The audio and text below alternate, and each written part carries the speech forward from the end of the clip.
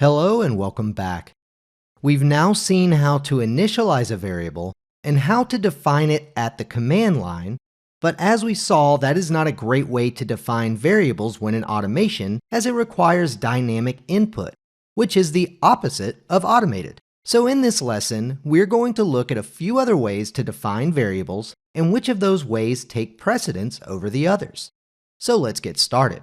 So first of all, let's take a look at the docs again, and if you scroll a good bit down, you can kind of see like we've got default values, custom validation rules. We've got a lot here that's actually really good information, but what we really want to see is if you scroll all the way down, you can see variable definition precedence. So basically, environment variables are processed last. So as we go down this list, these are processed in front of the others. So environment variables are processed last. So if you have an environment variable set, but then you define a variable in terraform.tfvars, which we're going to look at, then terraform.tfvars is the variable we're going to use. And then you've got terraform.tfvars.json, which not too many people use, but you can use it in automation. It does help sometimes. You've then got auto.tfvars and auto.tfvars.json, which are used in Terraform Cloud quite frequently. And then you can specify a var and var file option on the command line, but this isn't like a dynamic definition. It's not like it asks you for the definition and you type it. You just add this -var switch and then you provide the definition. And we will look at that. So let's go ahead and just take a look.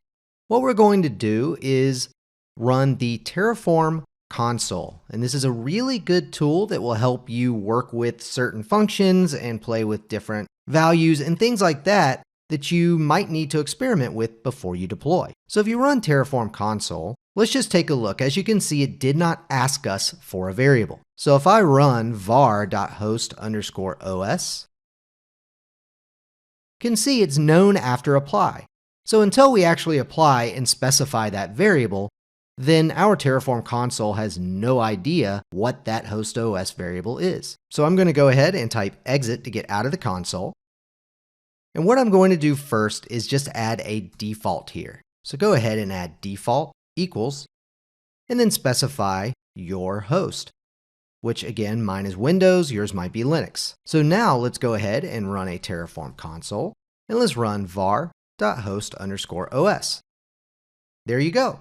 So now it has processed it. Basically, the Terraform console has looked at all of our configuration files and saw that we have a default of Windows. So that's awesome. All right, so I'm going to get out of the console once again. Now what I'm going to do is I'm going to create a new file, and we're going to call that terraform.tfvars, just like so.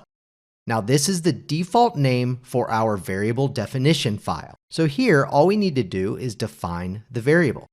So host OS equals Windows. Or you know what? I'm just going to type Linux, since we're not running this right now. So now let's run a Terraform console, just like so, and let's run var.hostos. Now it's Linux. As you can see, terraform.tfvars takes precedence over a default variable set within the variables.tf. All right, so that's great. So now I'm going to get out of the console again.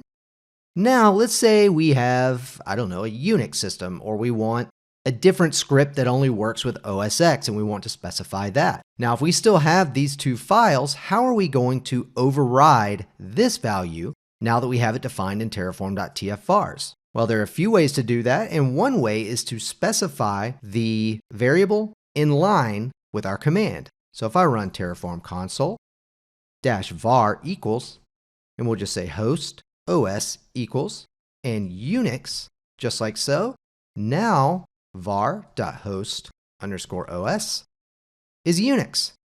So if you need to override everything that you have specified in any file anywhere, you specify it right here in line. And again, this could be a Terraform apply or Terraform plan that you specify this var for, and this will override any other files that you've got. So now let's take a look at one more scenario. I'm going to exit once again. Let's say that we have a dev.tfvars. Now what matters is the TF-vars, not necessarily the word in front. However, Terraform is going to process anything in terraform.tfvars by default. So if you have a dev.tfvars, and let's say that was host os equals osx, just like so, and we run a Terraform console, and then we run var.hostos, as you can see, it's still Linux, not OSX.